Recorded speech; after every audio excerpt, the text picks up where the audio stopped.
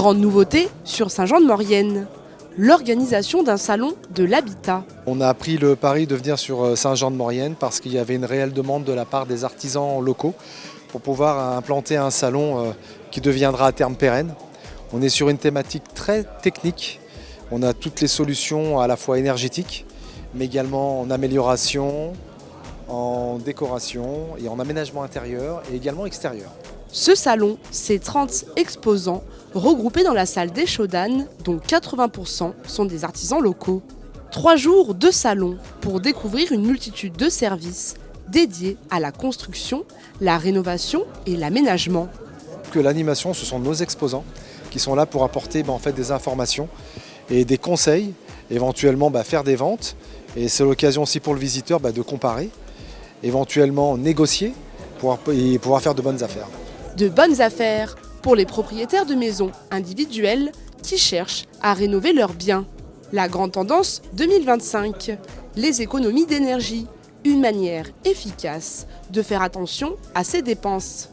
Le week-end idéal pour se renseigner, découvrir et pourquoi pas sauter le pas.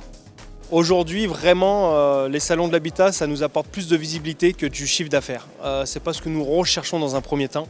C'est de rassurer le client, de leur montrer que le photovoltaïque fonctionne.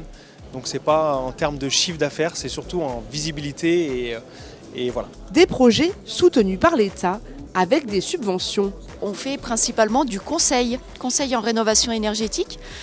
Donc les personnes qui vont venir là vont pouvoir venir prendre des informations sur un projet de rénovation et on va pouvoir les conseiller aussi bien sur la partie technique, quels matériaux utiliser, quel type de chauffage, etc., que sur la partie aide financière.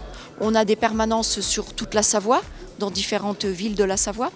Et donc au cours de ces conseils, par contre, on reçoit les gens pendant 1 heure et là on parle de leur projet.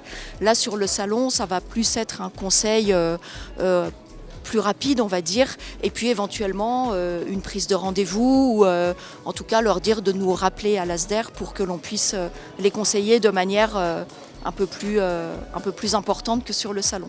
Un deuxième salon est déjà en préparation pour le printemps prochain.